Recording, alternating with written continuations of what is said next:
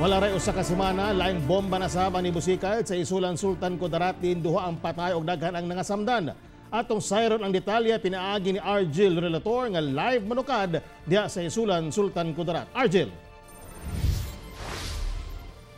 Yes, Tek, duha ka estudyante ang patay samtang 13 ka sibilyan ang samaran. Human naglusad na sab og pagpangatake ang giingong teroristang grupo pinaagi sa pagpabusikad og improvised explosive device kun IED kagabi dinhi sa isulan Sultan Kudarat Province.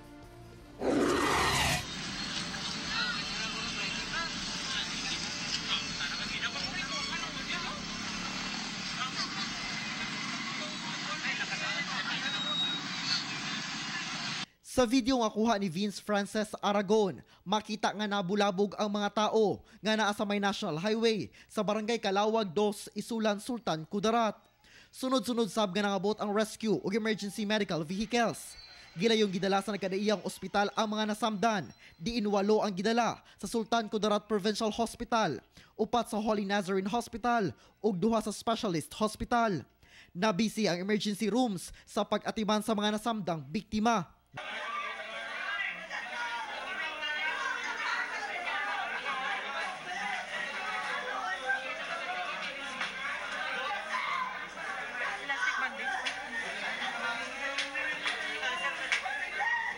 Ang maong eksena nahitabo pipila lang ka minuto human ang kusog nga pagbusikad sulod sa usa ka internet cafe sa Valdez Street sa maong lungsod pasado las 7:35 Domingo sa gabi. Duha ang patay ang magig-agaw nga sila si June Mark ug Marialyn Luda samtang niabot sa 13 ang samaran. Halos tanang biktima mga customer sa maong internet cafe. Sumala sa mga survivor, kalit lang kuno sila nakadungog og kusog nga pagbuto. Pagbuto ng murag na nabungol ko nga di na ako madungog akong tingog din pagliso na ako dili naman ko ka tindog og maayo kay na maigo akong kuan hawak og tiil. Saysay sa nagbantay sa maong shop kinsa sa maransab sa maong pagbusikad. Ana sa unit number 10 ang nibusikad. Samtang ana naglingkod sa unit number 8 ang namatayng biktima nga si June Mark. Busa na salo niya ang nanglupad nga daghang shrapnel. Pag nahulugan ko sin kisame. Tapos nagtindog ko. Na ko to siya tong kisame gin pangita ko pa to mga sabay ko. Pero kay hindi ko naman kaya patunto mga kahoy amo tong nagawas na lang ko gidala kami dayon diri. Wala sab nakalingkawas sa shrapnel kining usa ka ginang. Sanglit plywood lang ang bungbong sa gipuy-an ining kwarto ug internet cafe.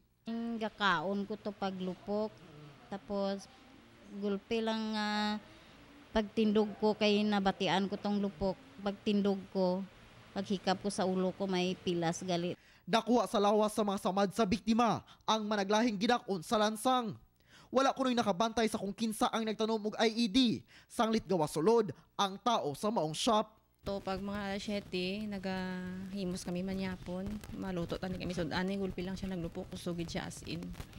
Karong buntag gipadayon sa mga personahe sa Explosive and Ordnance Division ingon man ang SOCO ang post-blast investigation aron sa pag-recover sa mga ebidensya partikular sa mga components sa nibusikad nga IED ug gani ato makita ang grabeng danyos ug kaguba sa estruktura ingon man mga unit sa maong internet cafe pagpamatuod sa grabeng pagbusikad sa eksplosibo.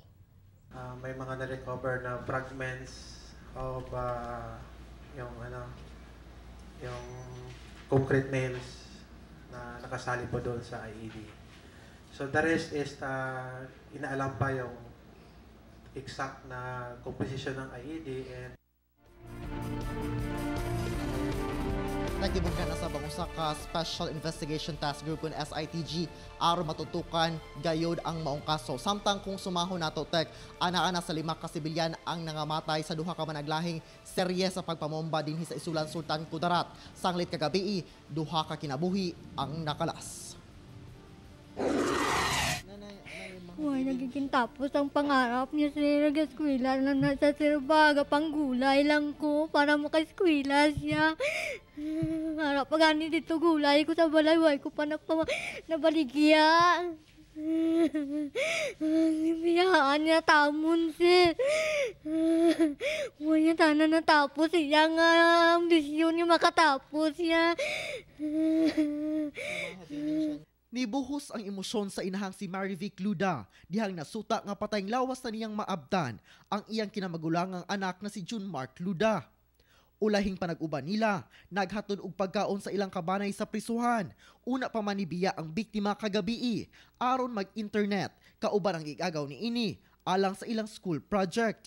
Breadwinner sa pamilya si June Mark, ug mauuntay sa ligan niya makatabang sa pamilya, sa kalisod sa panginabuhian, panahon niya makagraduate sa kursong Architectural Drafting sa Sultan Kudarat State University. Kung siling ko ipos ka kay Gahod, ang balko.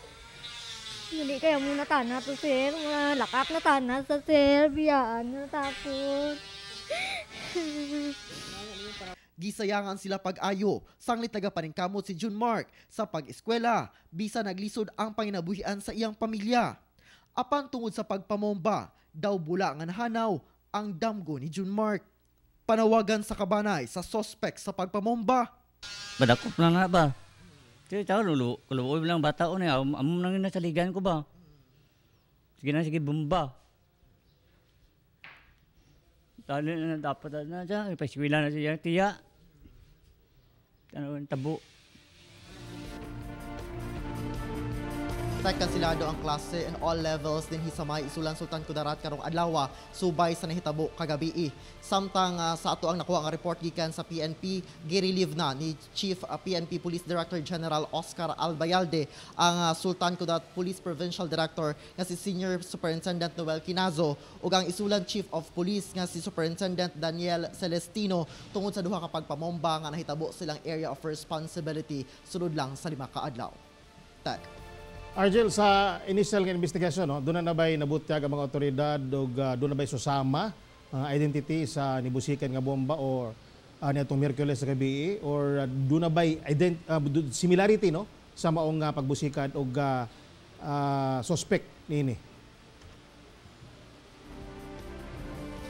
Sa karon tekno wala pa'y kumpirmasyon kita nga nakuha sa PNP labot sa commonality sa mga suspect sanglit gipanubayan pa nila base sa sketch nga gipagula nila sa miaging adlaw apan kung atong subayon ang katong mga components sa IED nga nakita ug na-recover nila sa katong PETSA 28 unang pagpamomba ug sa post-blast investigation kaganina dunay similarity ang components sa IED sama na lang sa steel ingon man katong mga lansang nga gigamit. So dako ang posibilidad o ginalantaw sab sa kapulisan nga dako ang posibilidad nga usa lamang ka grupo ang ulo sa pagpamomba dinhi sa Isulan Sultan Kudarat.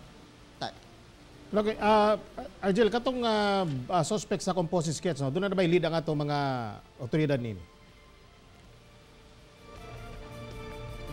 Yes, tama ka na doon na lead ang kapulisan apan dili pa nila makabutsyag sanglit kailangan pa og validation o gina-consider nila nga person of interest pa lang katong composite sketch sanglit at tulok ka persons of interest ang inalantaw karon og gina-compare nila kini sa katong mga hulagway sa mga terrorist members o leaders nga existing or naga-move around Mindanao region kung doon na ba'y paghulagway aron matukma nila kung pinaagi sa katong mga hulagway kung mauba kato nga mga suspect ang nagbomba dinhi sa Isulan Sultan Kudarat.